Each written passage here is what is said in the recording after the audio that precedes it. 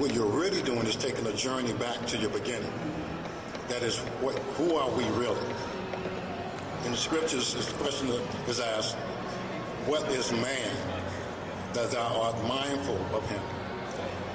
That question cannot be answered by our intellect. It doesn't mean we won't try to. We will. We'll write volumes and volumes and speak volumes about what we think. But the primary problem is we are thinking. And because we are thinking, we can never know the truth because thought originates in the mind. And the object of the thought is to illuminate the mind. So we are attempting to illuminate the mind with the mind. And that could never happen because the very act of trying to understand the mind by the mind itself becomes duality, a split. So you have Jesus saying that a double mind is unstable in all of its ways. From a normal standpoint, we all have a double mind. We have learned to develop that mind and take it to be normal. So we're in contention against our own self every single day. So we say, what am I going to have for breakfast today? Who are you asking the question to? Who are you asking, what am I going to have for breakfast? Is there two of you? If the mind was single, you would just choose something for breakfast. There'll be no one to say, no, that's not right. Maybe we ought to do this.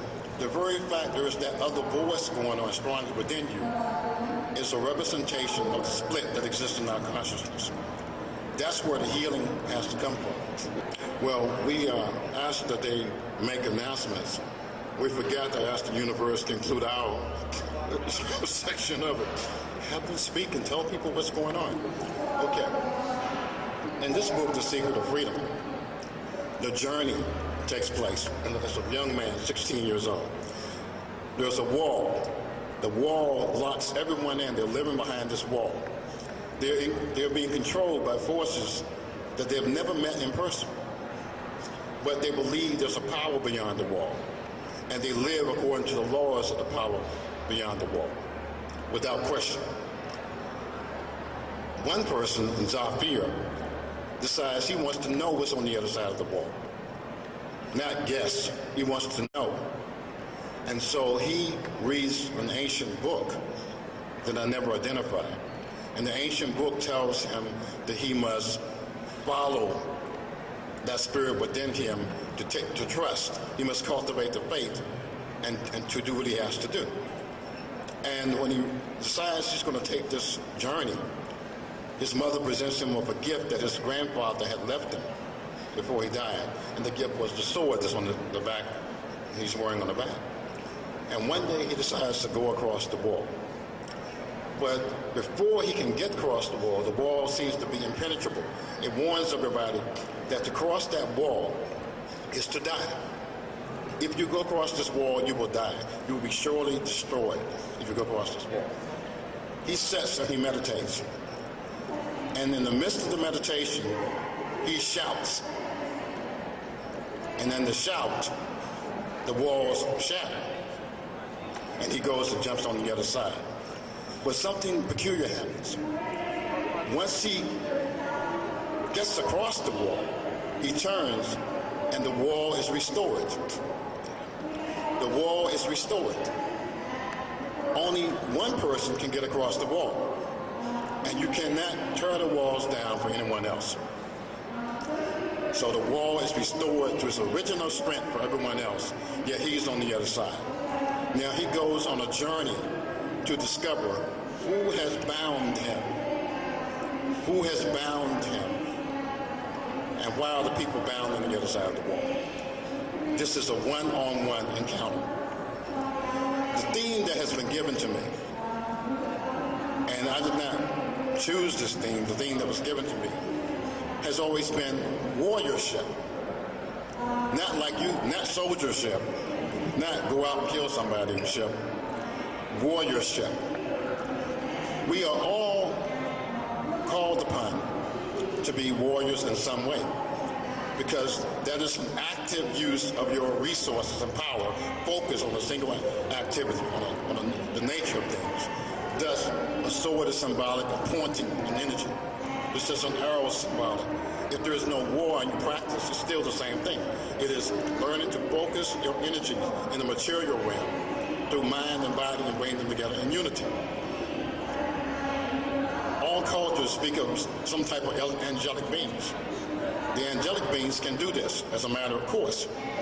But we are supposed to be able to do the same thing because we are born of the same power. What has happened to us that has caused us to lose our connection with our reality? It is an issue of consciousness. How do you perceive yourself? Because how you perceive yourself, how you focus, determines life that comes back at you. For the most part, you see that image. People look at the image and believe the image to be themselves. We look in the mirror and say, oh, I look good. Or maybe we look and say, well, I don't really look good today, I'm not going out. We're looking at the image that's in the mirror. The image is not us. Now, the funny thing about this is that I was listening to Neil Donald Walsh talk the other night, and he was saying, we are not the body. That's a point I always emphasize in my books, so I'm glad that he was reading them. No, the truth is that no, we're not the body. That does not mean that we don't eat, taste, feel, and touch. But the key word is through the body. We through the body. The enlightenment experience reveals to you once and forever the true nature of your being. It does not reveal to you anyone else. It reveals the true nature of your being. And coincidentally, you happen to know that's the true nature of everybody else. Because you're not unique. You are one of a kind. You are one of a kind. If we use the analogy of fish, if one fish discovers he's in the ocean, and he goes back and tells everybody, we live in this body of water. We are living in something I'm calling the ocean. They look around, they will say, I can't see anything, because fish can't see the water, right? We don't see the air. So they said, I can't see anything. We are not living in any kind of ocean or whatever you call this. We're just flying, you know. Well, the other fish knows they're in the ocean. He can use the nature of the ocean, the flow, the rhythm of the waves. He can use that because he understands the nature of it. People think that's phenomenal. There's some type of phenomenal thing going on. So, in doing that, he has extraordinary ability. If someone comes and says, I don't know what you're talking about too much, but if this is what we're doing, living in the ocean, if you are living in this ocean, I want to share it with you. Help me to understand. Well, many people will try in many ways to help you to understand. Some of them will try to convince you, talk to you, quote things to you, and tell you, see, this is the proof of it. It was said by this leader so many thousands of years ago. Here's the proof. Science says this. The way a Zen master would do it is to grab you and yank you out of the ocean. Now you can't breathe. You're struggling for life. Everything is fading away from you. And when you're at the point where you're about to perish, you let go and you fall back into the ocean. And then he would say, you get my point. Then you understand. It's not in here. It's in your whole being coming alive. So, what has happened is our perception has been off. But this perception has been taught to us generation after generation after generation so long that we take the misconception to be the real and the norm. We are taught body-to-body communication, basically. We are matter. That's how we feel. Our mind becomes one with the matter. And we have this weight. Because the mind is the vehicle to which we experience whatever the vehicle we use to experience through the most, we take it to be us. We become one with that. So when we put the physical structure over everything else, then we see everything through the medium that's provided, the eyes, the ears, the nose, all of these things. Thus we say that the real perception goes beyond the five senses. And you may say, well, what's there beyond the five senses? Precisely. When it kicks in, you definitely know it. But to get to that place, you have to realize there's something more in you. There is something more in you. One cannot really grow through warriorship unless there's opposition. Because otherwise there could be deception. Oh, I'm good. I'm the best. You know, that could be deception. You test your growth, and your growth is tested through someone who knows and understands. And your response is your proof of how you've grown in life. How do you respond to an emergency? How do you respond to a situation that normally made you so angry you would lose your temper and do something? Well, last week you lost your temper and you threw something around. This week you said, I can handle that. And then you're grown. Because it's about self-control. So our warriorship is fighting the war within to curtail the violence in our own spirit, to calm our mind, to be still. And when we can learn to defeat the great enemy within us, something extraordinary is going to happen. The great enemy within us, interesting to me that this happened last night. I went to dinner with some of the other participants, and we had a great dinner at a vegetarian restaurant, in an atmosphere of jazz and quietness. We sat away from the music so we can commune. And we were all on one accord from different cultures, France, Native American, yours truly, but we were all on one accord, perfectly attuned, giving the exact same message, but in our own way. Yet like, yes, brother, yes, sister, hugging each other because it was so great. Then another person joined the table. This person was philosophical. They wanted to discuss the meaning of the language, the words, and study that. In a short order, we were all fatigued. And it almost began to go toward a debate. Because that's a totally different experience, discussing words and language. The way that we are speaking about what the way is, this is what I think we have to learn why we're here. We are drawn because we believe we're all one. We are not all one because we think we're all one. We are all one. We may have begun to believe it a little bit and say, oh, I think that's true. Well, it's still true if you don't think it's true. The all one is a spiritual reality, like in physics, what goes up must come down kind of thing. And spiritual is all one because all of us emanate from the same source, pure and simple, before we had our first thought. Before we had one moment of thought, before we knew we existed, there was something. Everything we say that's intelligent comes way down the road. We have nursed at mom's breast. We have learned from our fathers. We're going to school. We've read other people's ideas, and then we're smart. Now we look and say, yes, it is my theory that the universe was formed this way. Who cares? I want to know, where were you? Where were you exactly before you knew you were? Where were you before your body was formed? Do you know the answer to that? What were you before your body was formed? Because it is that the enlightenment experience reveals. When that is revealed and you're back in your body, you really might break out laughing at your stupidity before that moment and the craziness of all of our societies, because we missed the whole point.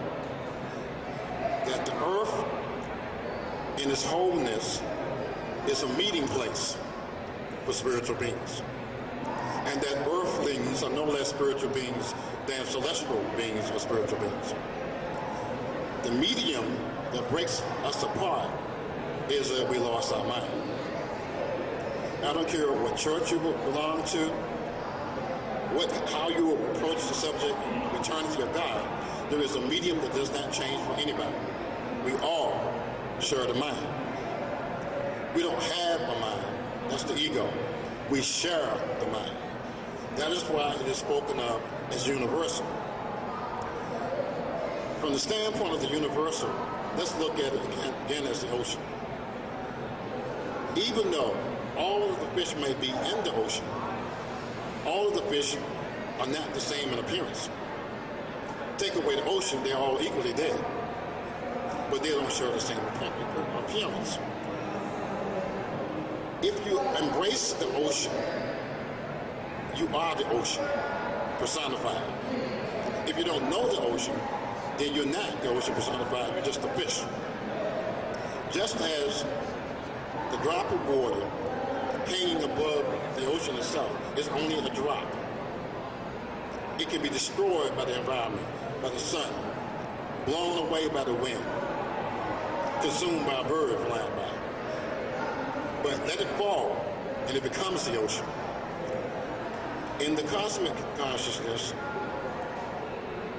the universal consciousness, the Buddha mind, you are it, but you're still you.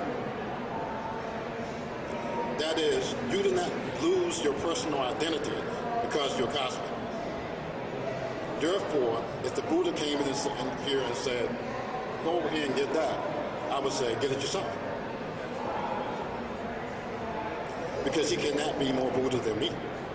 I can only believe he is, then of course I'm. Now I might get it anyway just because I'm that kind of a guy. But it won't be because I think he's high.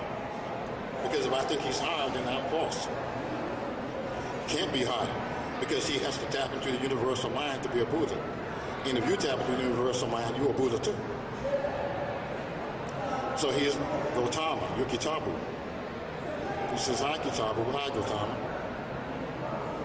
Good job you did in your time period. Now step aside. This is the 21st century job. Now, that sounds like people think that's a really peculiar thing. But honest to God, it's the truth. Every human being has the potential to tap into the consciousness. What happens is the pathway got lost because people think it's out here. There is nothing out here but what the yogis call Leela, the drama. It's only the drama.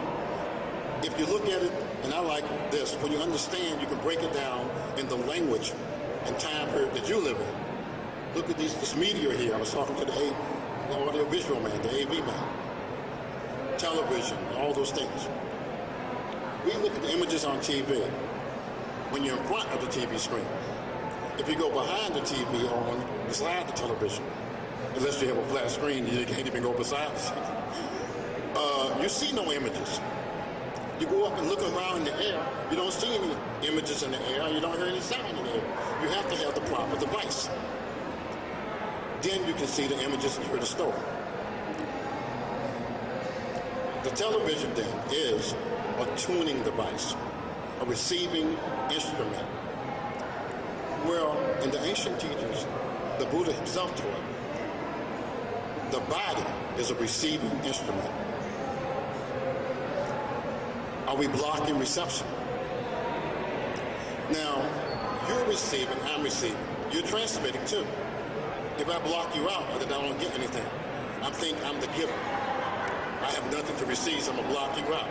Then I miss my blessing because everybody's sending something out. But let's take it a little further.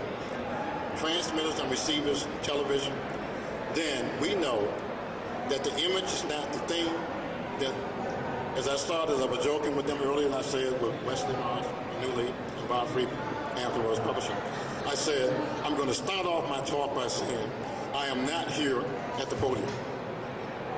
But let me go a little further. You are not sitting in the audience.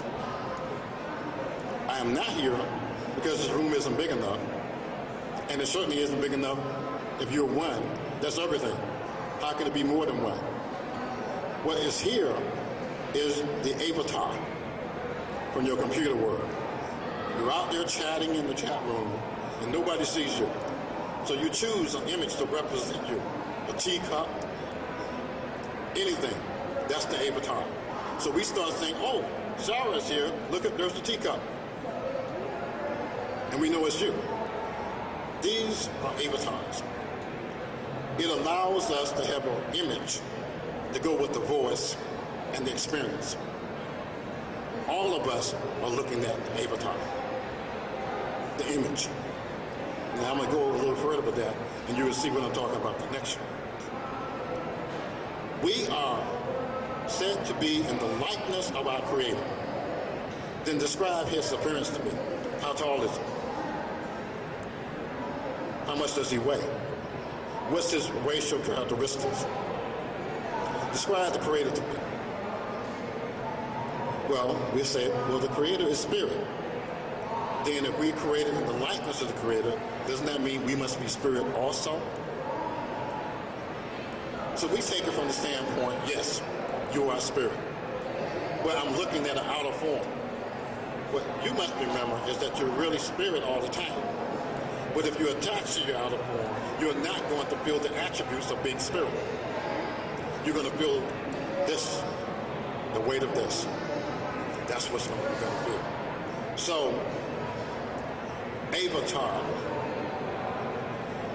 in Sanskrit and in the East, that's a person who is an incarnation of God, the image of God. In the computer age, it's the image of you. Is that an accident? So our point is to say, don't you get it? Every one of us is an autonomous being in a place of multiplicity. We have a avatar image on the planet, but we are not here. We are transmitting and receiving through the device, which gives us the illusion of being here. But there is no here to be. Because God, we say of God, everywhere. He's omnipresent everywhere. Well, I'm in his likeness, then I'm located. If I think of my body, I'm right here. If I realize there is no here, but there is a focal point. For this moment, there is a focal point. Thus, we have two things that work here. The mind as an invisible power and consciousness, and spirit as life, coursing through this. I experience myself here through this form. You experience yourself there through this form. In its purest sense, we are the same. Because before your memories were formed, when we were infant babies, we were all the same person. We kicked up our little toes, tried to put a beat in our mouth. We were doing the exact same things, every one of us.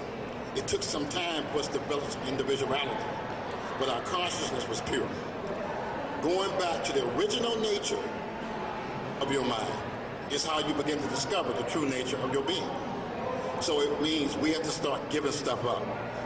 We have to stop taking pride in what we know, because we don't know zero at all, nothing, when it comes to our original nature, and we cannot know.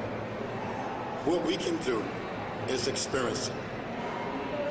We can experience it, and that experience transforms us. It makes us the love. It is the power. Thus, it's not the thought in the mind that makes it real. What makes it real is you are that yourself for real. When you walk in the room, you walk as the spirit in the room, wearing an attractive body.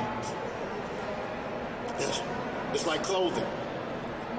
You know you stand vertically, not horizontally. You stand here, in which there's nothing above your head but pure creator. Nothing below your feet but pure earth. And you walk in that fullness of understanding that nothing, everything better move when you get there. unless you run into somebody like you, in which case you start laughing. Because it doesn't work on them. Because you like bumping into the mirror.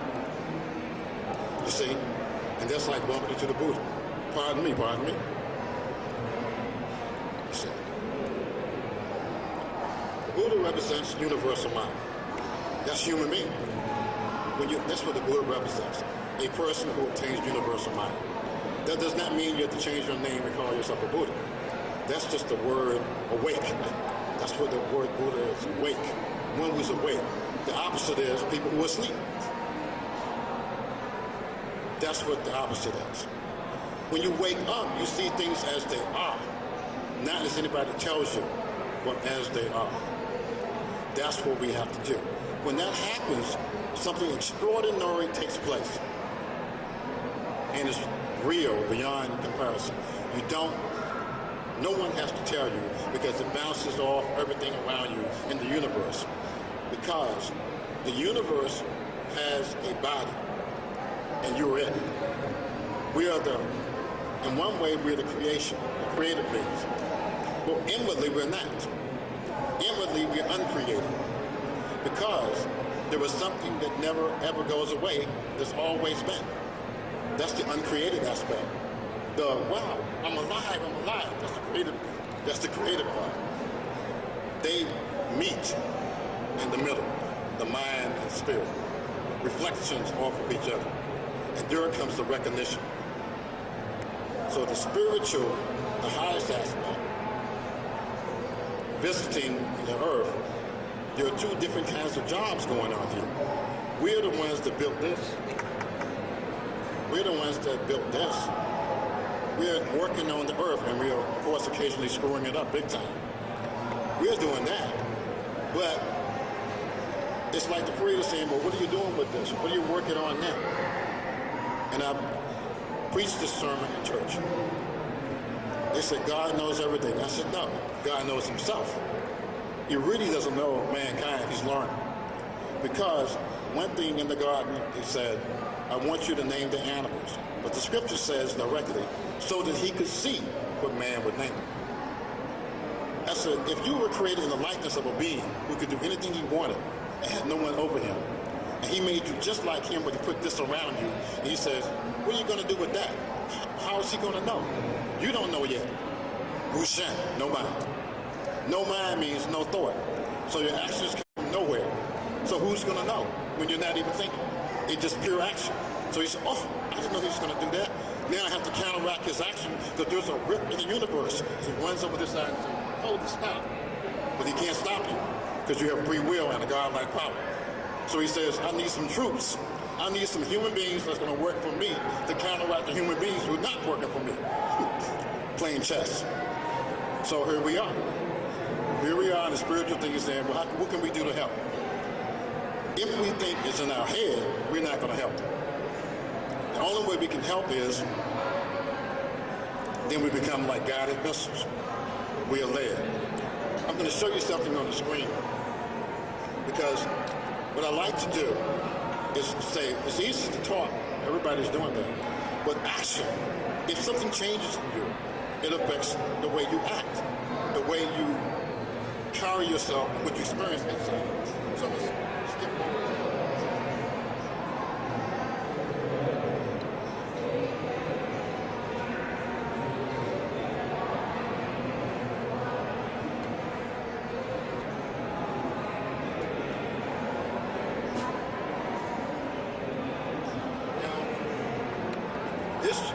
Some of the things you're going to see right here. This is an Aikido school. Now, I never studied Aikido or anything, but there was an article written about me in What is Enlightenment magazine, sharing some of the things I shared with you. And they said, that sounds like Yeshiva Sensei, the founder of Aikido.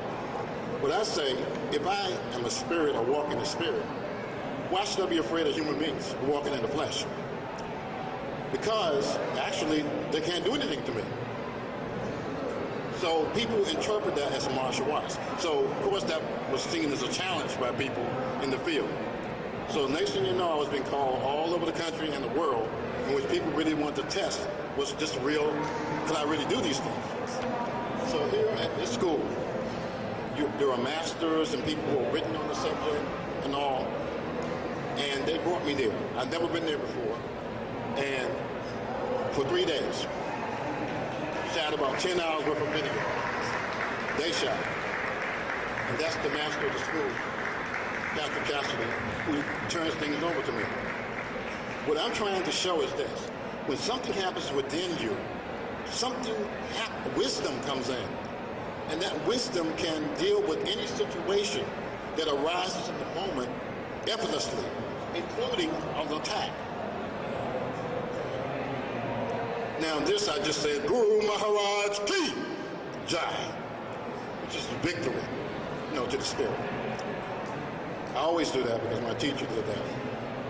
Here. It's proactive spirituality. Belief is just the beginning stage. If you believe it, become it. But to become it, you must allow what you. This is one finger here. This is one finger. Later on, they tried it again. I said, well, next time try to stand up straighter. We tried it again. I held them all against the wall like that. Now, there are different kinds of things here. In this case, they're going to all attack me at the same time. Now, I don't know what I'm going to do. I have no frequency plan at all. I'm standing there. So therefore, I can be made a fool of on the video. Because for all I know, they can cream me in there. But somehow, in this place here, something takes place within my being that guides me, that leads me, and I just flow with it. And as a result, things happen.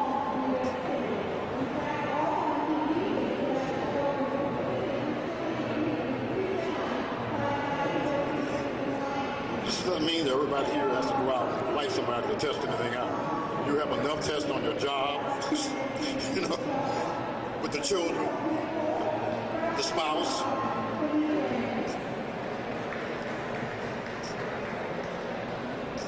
Now, here's the situation. I put this restriction on myself. Do anything you want to do. I will not harm you at all, and I will not be hurt. That's the restriction I put on you. I won't hurt anybody. I don't care if they're trying to hurt me to get a rep. I'm not going to hurt them. But I won't let them hurt me.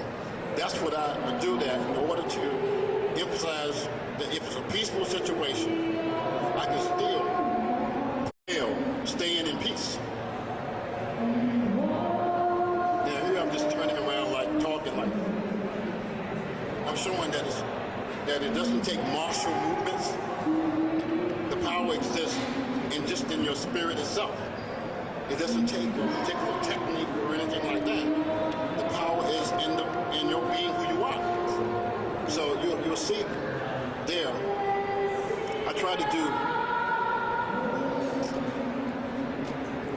ordinary things to emphasize, I don't care how strong you are, I don't care how much you know. In the spiritual, you don't know anything. Because the spiritual is stronger than the mind and the body.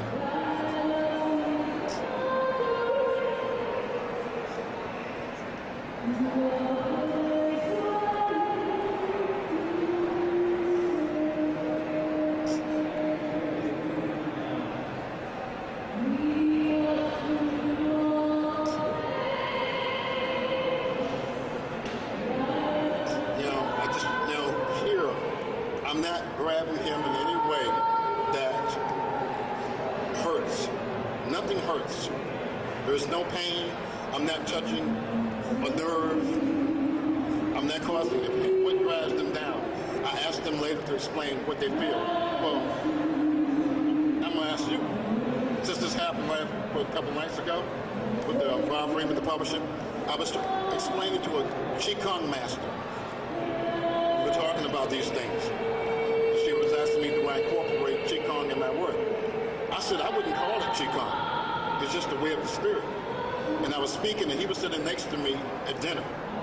We were on this like bench almost, that kind of thing, couch. You might want to watch this. See, and just let me show you this first. When I raise my hand, as you can see as I move around. Okay. I said, Well, I was doing like this, and I said to her, well, let me show you what I mean. I just touched him like this with my fingertip. What happened? He went flying off the couch, and I caught him right at the floor. All I did, he wasn't even looking. I said, and he went, boom, I caught him like that. I did that to say, there is no cooperation necessary. I don't know what he feels in his body. I don't know what he feels. I only know what I'm doing on my end, which is absolutely nothing. I'm not doing anything. Only just, but something is happening. Because you are, let's say, this man here, he's a Kung Fu master from China. And I didn't know who he was at the time, but he came to the seminar, John Cho. And this woman was supposed to throw him based on something I taught him. But she couldn't do a thing with him because he kept neutralizing her power. Because after all, he's a Kung Fu master from China. So I didn't know. I said, something is strange going on here. She's like a wet spaghetti, you know. What's going on here? So I watched it for quite a while. So I began to perspire. So I said, at a point you can tell when it breaks up. I said, he can do this all day long. That man knows something. That's what I said. Then, but I didn't know who he was still. She couldn't do anything with him. But he understood the inner nature.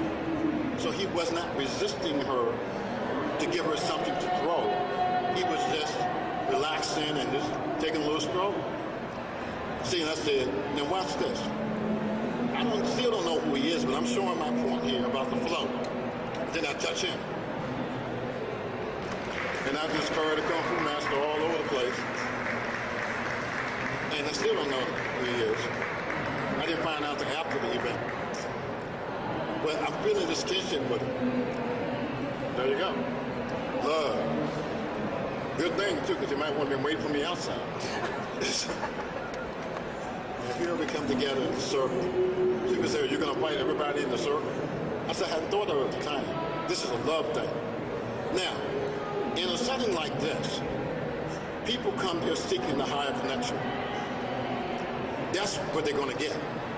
If you come there saying, I think I can take that guy. I think my style is better than his style. It creates a warring spirit. I was at a Kung Fu school in which that was the purpose of bringing me there. To defeat me, you know, and therefore win honor for their school, they thought. And I felt the hostility from the moment I got there. And when the seminar was over, a student came up, represented the teacher, and said he wanted to test my, quote, chi. And I said, no. She said, why not? I said, no. I said, because you want to kill me. You want to hurt me. I can feel it. You want to hurt me.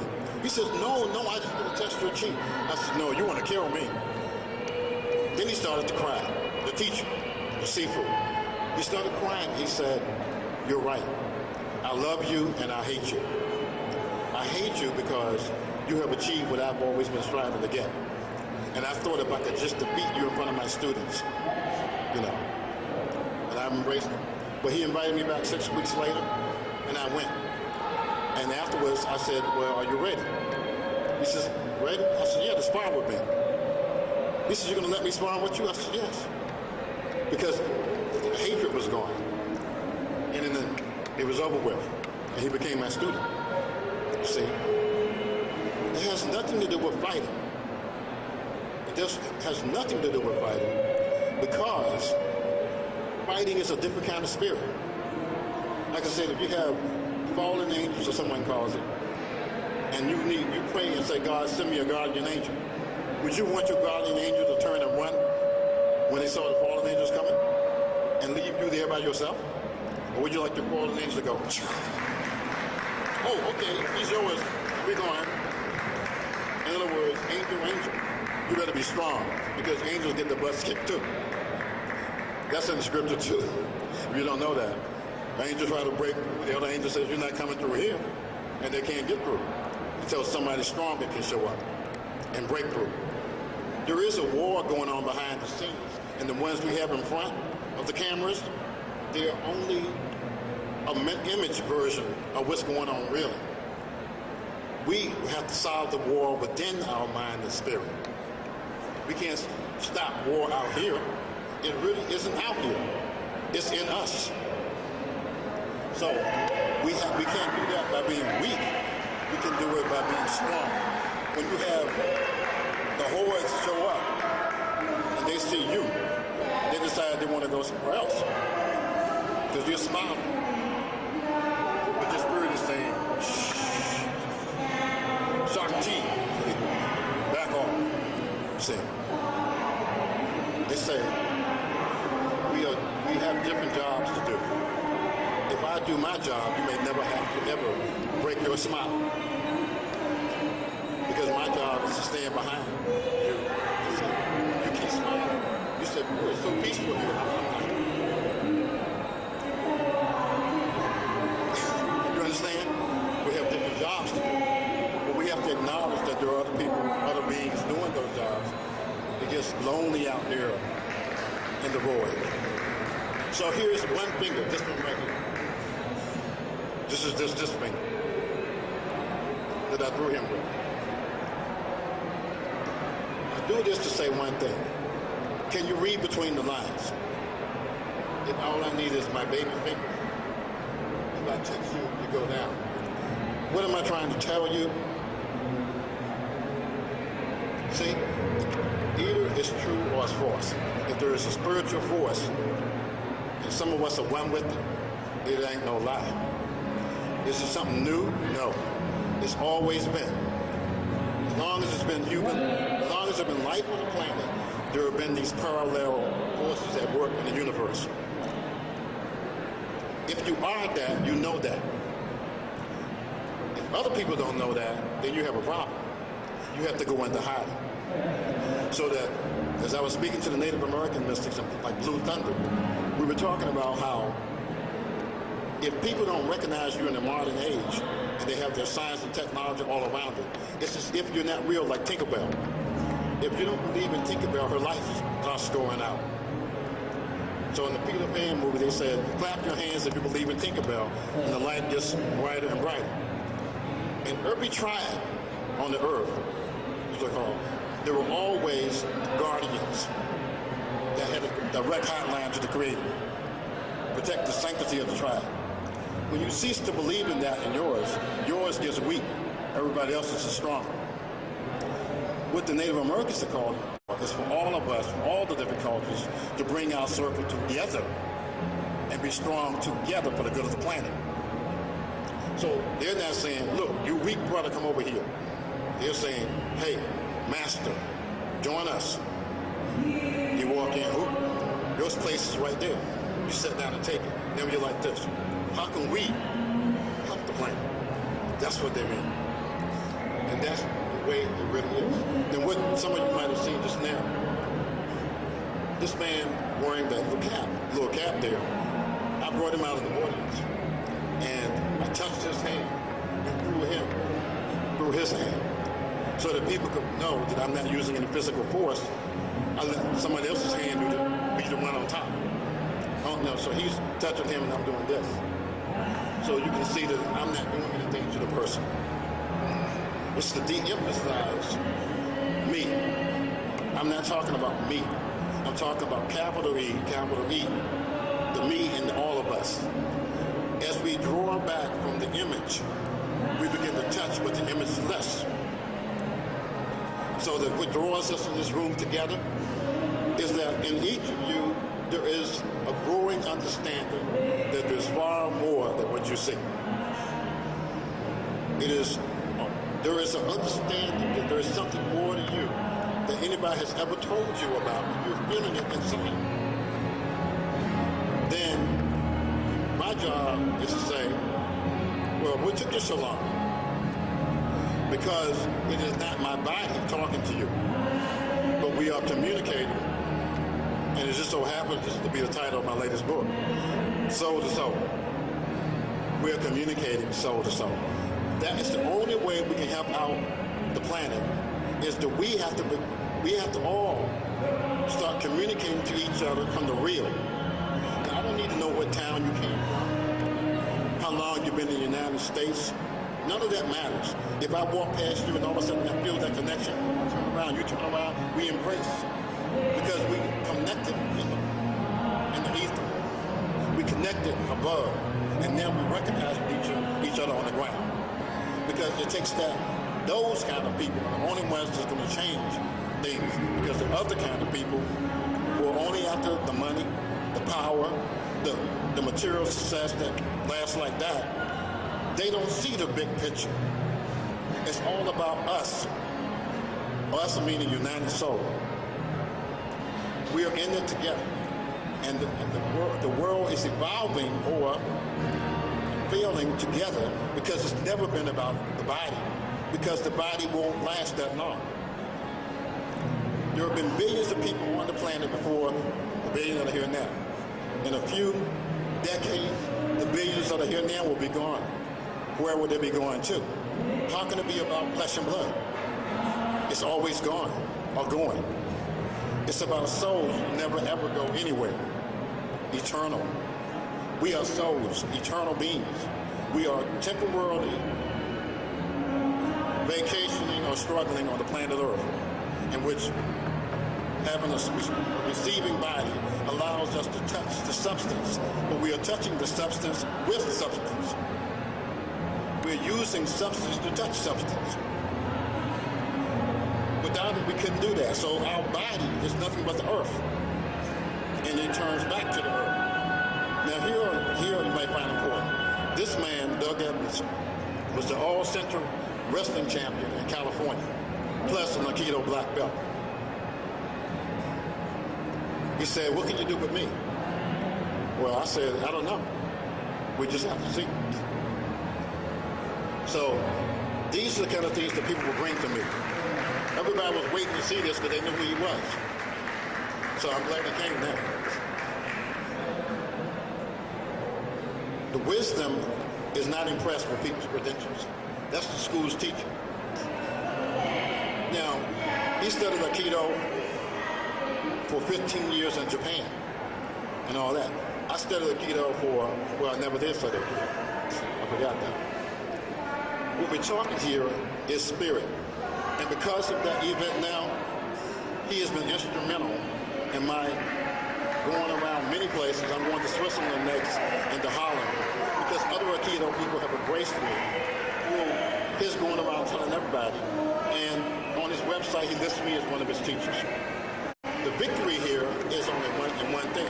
The victory is in the way of the spirit, which actually Aikido means the way of the spirit in Japanese. In your life, it's not a difficult thing if you realize. If you are a drop of water and you merge into the ocean, naturally you have more power than being a drop of water. When you surrender your consciousness, when you yield, and your spirit becomes active, you are drawing power from the chief spirit, the supreme spirit. That comes into play in your moments of worship and acknowledgement, even in the most private of moment, not necessarily public.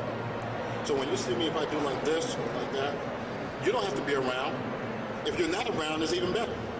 Because then the creator will know this is a private moment, I'm not showing off. It's just you and me, baby. So when you acknowledge, now his spirit amplifies your spirit. It's like the child looking up at the parent. Little boy and the man. The little boy wants to be like the man. So there's a flow that comes, that really comes into your spirit. It is not going into your head. It's going into your spirit. And that's what we have to learn. What we write about, what we talk about, is being translated into the language, linguistically. But what is really happening is that our spirit is being imprinted on by the spirits. Now, you can't hear it. Let me see if you can. There is much concern for the safety of the country and the citizens. It's a time when the warrior spirit is being put to the test. But this is something that is not new. It is something that has always been. Truly, the warrior does not exist in the masses, but in the soul of the individual who offers himself as a living sacrifice for the protection of others, as an act of virtue, of honor.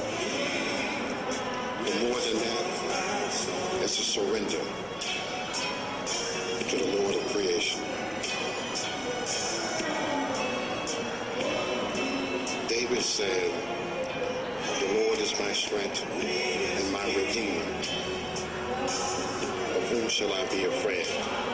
The scripture said, "Stand, and when having done all to stand, just stand." These are the virtues of the warrior. Long ago I learned that I was to be a holy man. I had to learn how to tap into these resources within my spirit that gave me the power to go forward. In truth, before we can really reach out to the philosophical country, we have to reach deep into our own selves to free our own spirit. For 400 years, my people were held in bondage, physically, mentally, and spiritually. I was drawn to the spiritual path to Christ in my childhood. But even there, I learned that also it was necessary to free the body and the mind as well. And so I was called to the warrior path, not to strike out, to kill, or destroy, but to root out the weaknesses within myself.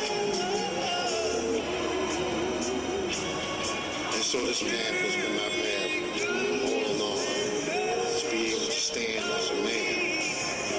And this is what I've learned to share wherever I go in the country or in the world. That the source of the true warrior's strength is not in his muscles, not in his intellect, but in the spirit. But one can truly say that the Lord is our shepherd. We are going to be strong in this country. We're going to have to learn not to dictate the way that God should go, but to surrender our country's ego, to allow the Spirit of God to lead us as a country, even as He leads the single warrior. So in this video, you will see the path of one man who has learned to follow the way of the Spirit, even as others have done before. In hopes that you will understand that this is the way of truth, and that a country can do so as well, because a country has a soul. God bless the Lord. Bless the world.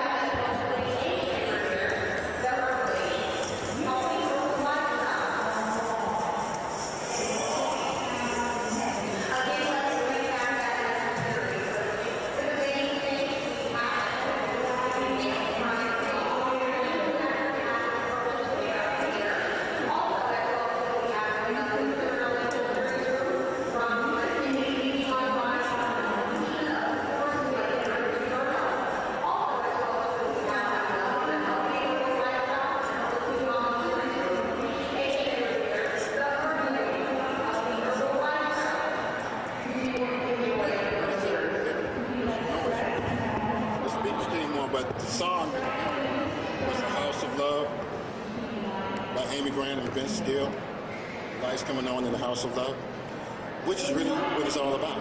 We're supposed to be houses of love. What happened with the light show, I was playing The Lord is My Shepherd, which I play music and I practice alone, but I don't practice with anybody. I don't need anybody to practice with. No. So I have students I don't teach, but I don't practice with people. It's an act of worship for me. So I'm in there doing that. The camera is running because we just had class. I'm by myself. And I'm practicing to the Lord as my shepherd. So I give myself to the message in the song. And my wife comes in the room and she says, "What's you doing thundering and lightning in here?" That's what she said. I played the video back, and that's what happened. All of that light and threw the thing out of whack and everything was going on, but I was not aware of that. You know, what happened.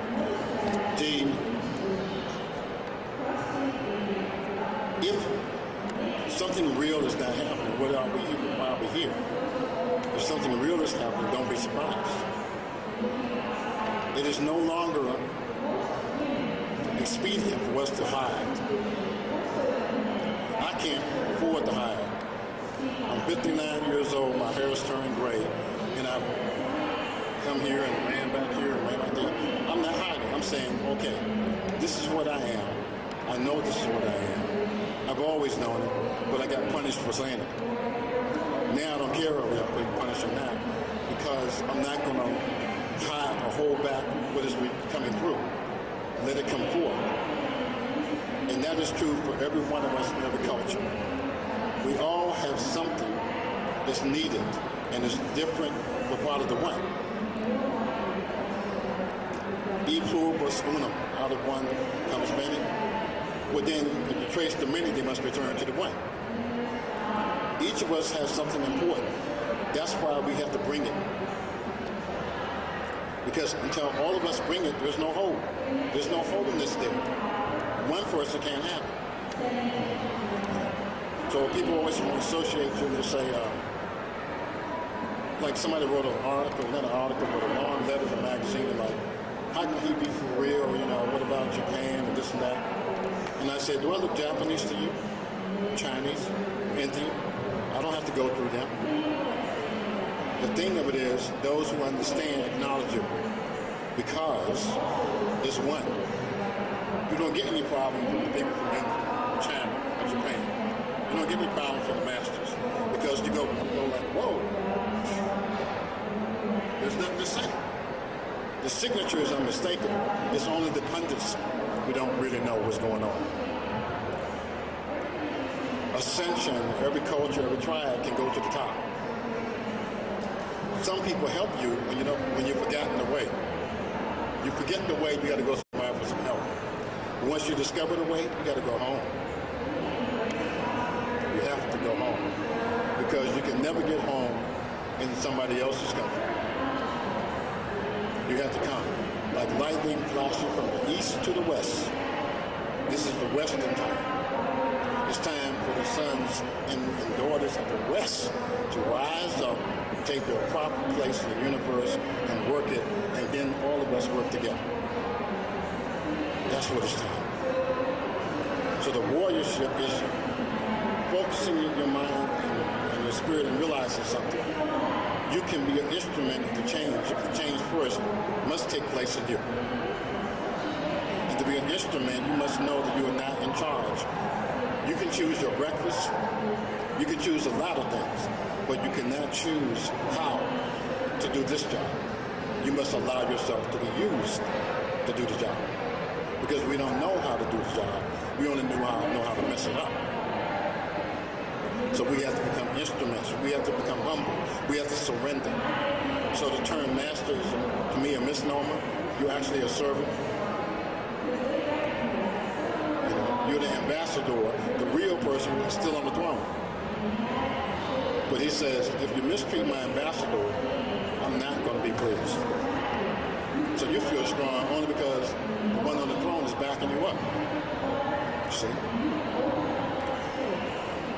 When you have the will for the change, the will to grow, then the means comes about. That's what it means by when the student is ready, the teacher will appear. When you, the seeker, you're willing to accept, the teacher will appear, and you will not know exactly who that teacher will be.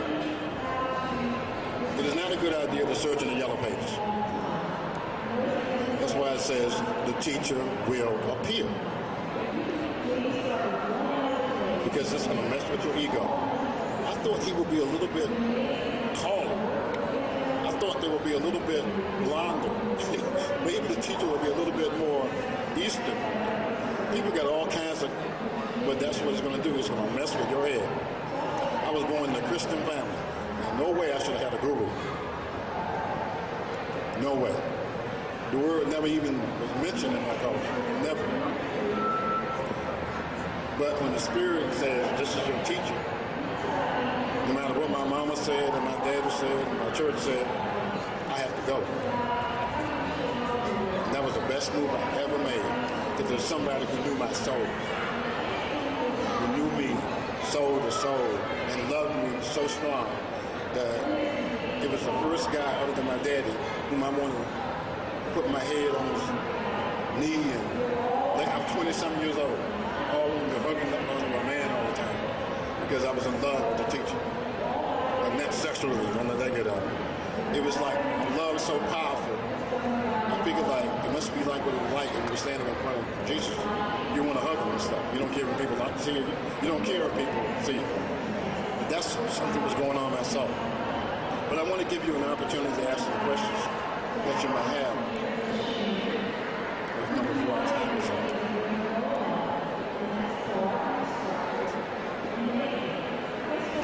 Probably. You mentioned that your parents were Christians. Could you relate, how they reacted to, some of your earlier episodes? Well, I grew up in Sunday school, in church every time. Let's say it was this old saying, every time the door was open. Well, we didn't wait for the door to open. We were like outside on the steps. We were really, my parents were devout. And I was a believer, I still am. It's just that the structure, the institutional thing was not to be my path. And when I was a child, I had a vision, an experience with Christ, who told me that my focus was the mind aspect. Be not conformed to the image of the world, will be transformed by the renewing of your mind. So that started in my childhood. So that led the door to meditation. When my parents opened the door one day and saw me sitting down there meditating, my father threw me down. My mother put a knee in my chest and began to pray to exorcise the demons. Because they could not conceive of meditation as a good thing.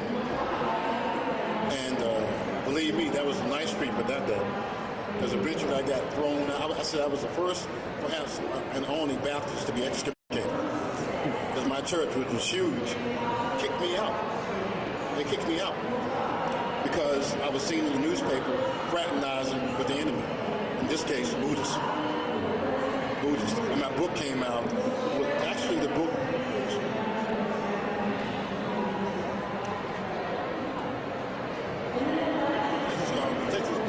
This picture on this book came out in my first book in 1975.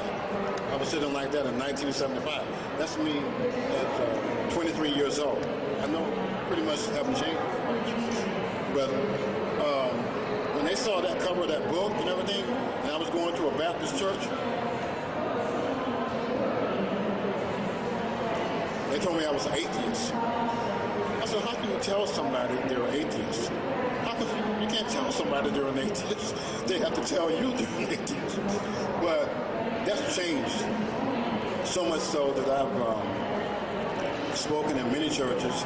In fact, a holiness church asked me to come and give a sermon there when I get back. Because people realize something. The mind teachings were a part of the original teachings. They just weren't getting it. See, that wasn't emphasized. But if you have a mind and spirit and body, and you focus on one part and ignore the other part, something has got to be missing that's very important. And the mind, as we use it, isn't the mind that is.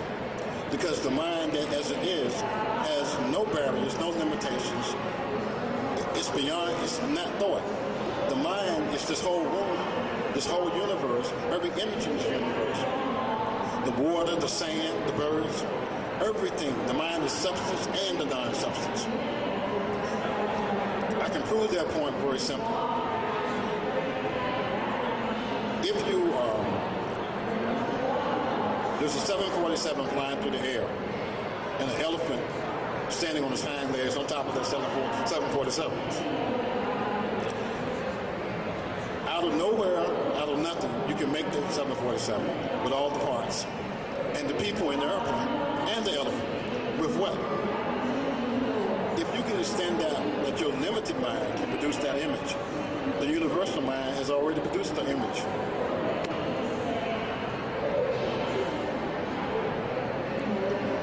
See, you're doing only in part what the universal mind does in total.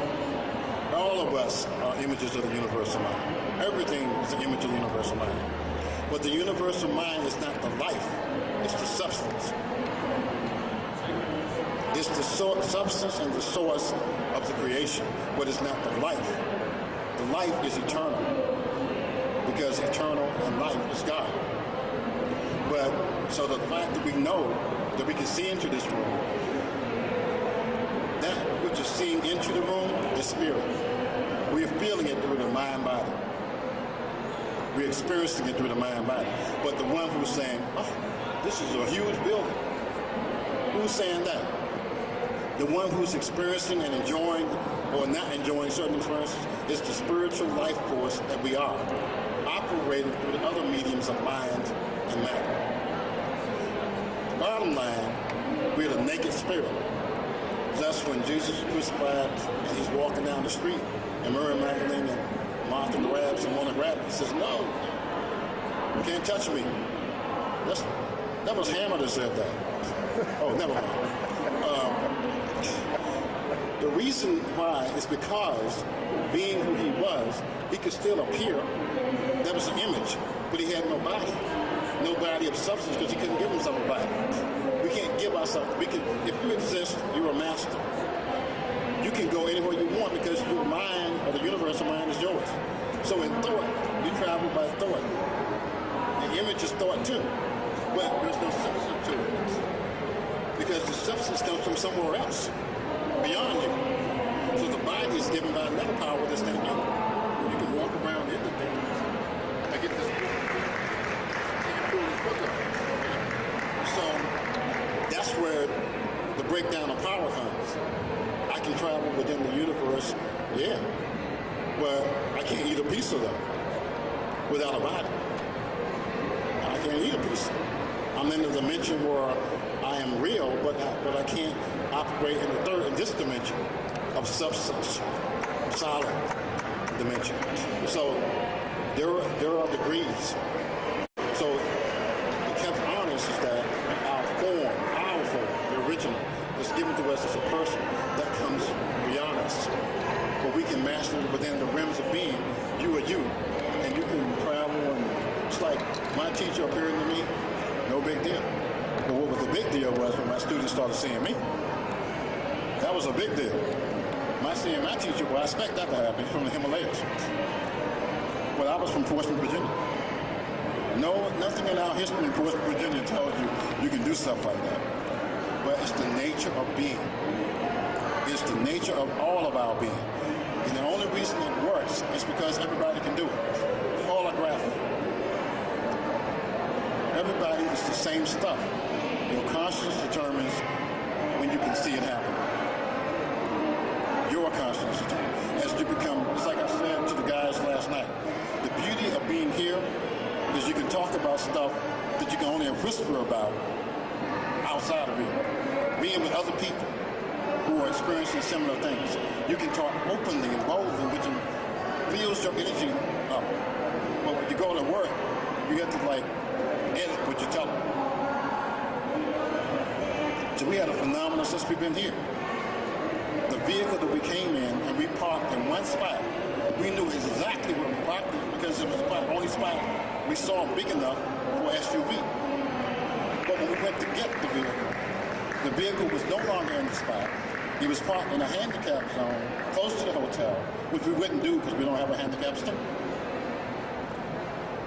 We both turned looking at it saying, did you come out and move the car? No, I didn't move the car. Well, how did the car move? There's only one key. He had the key. Interesting enough, Rusty here drives the exact same vehicle and it had a handicap sticker hanging in it. See, we'll be talking about that for like years down the road. How did the vehicle move itself over here? But he's reading Richard Bach, one, in which there's displaced universe and all that. I said, see, there you go. We're reading that book right now. Who knows what happened? Nothing is strange because we really live in a mystical universe in which everything is mystical, including our ordinary life. We just have taken it for granted. Because we've taken it for granted, we have lost the sense of wonderment at ordinary things. There is nothing ordinary. Because the first thing that struck me when I was walking around as a child is how in the world could there be life on the planet Earth? I couldn't conceive of there being life at all, period. Why should anything exist if there was a point when there was nothing? If there was nothing, shouldn't nothing be eternal? How can nothing not be nothing? How can nothing ever turn into something? Didn't make sense to me. So I realized then, this was a mysterious universe. Nothing makes sense to me. So, if you look at it, we have explanation for so much. We have lost touch with the mystery. It takes recognizing the mystery to go deeper into the mystery of being. You have to realize nothing can be taken for granted. The substance we make everything out of first have to be. They have to be before we can make anything from it. Plus, if we can explain the existence of our body, how do we explain the existence of the mind? The Big Bang couldn't bring the mind into existence. You see? We always leave something out because that's too big a problem for us to work around. Why should the Big Bang create a mind? It can. So it's a mystery. The beautiful thing about a mystery is you don't have to solve it because it's a mystery and it can't be solved. All you have to do is to receive it. And when you receive it, it transforms you. Then you go around with a little smile on your face, like the Buddha smile, or the Madonna smile, going like this. Because you know, but you can't tell anybody because you can't, because it doesn't make sense either. But when they know, we both know that the other person knows, you go, so let's go out and get a bite to eat. And you're feeling this thing happen between you. This vibration is going on, because I can't take it anymore. I can't stand it. It feels too good. Because there's an agreeing spirit that's going between you and the other person, and in the mind and the spirit is going like, whoa, this is like, and you're going, this is incredible, whoa, together. And you all know what it is, but you can't. Everybody's saying the same thing. I can't quite put it in words, but I said, right, you're going to write a book on it anyway, because that's what we do. So anybody have any comment or question they want to make in our last 4 minutes or something we have?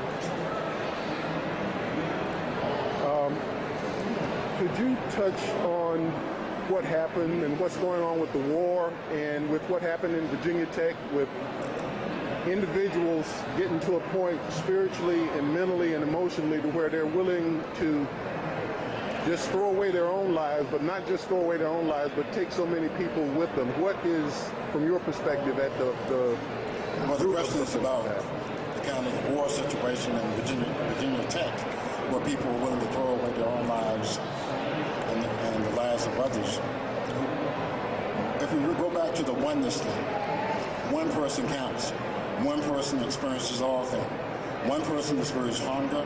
One person experiences pain, suffering, thirst. One person experiences all of these things. That one person is you.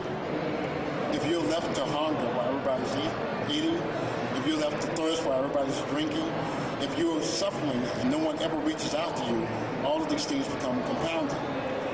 One person can make a difference. One person can reach out to another person to help alleviate the suffering and change comes about.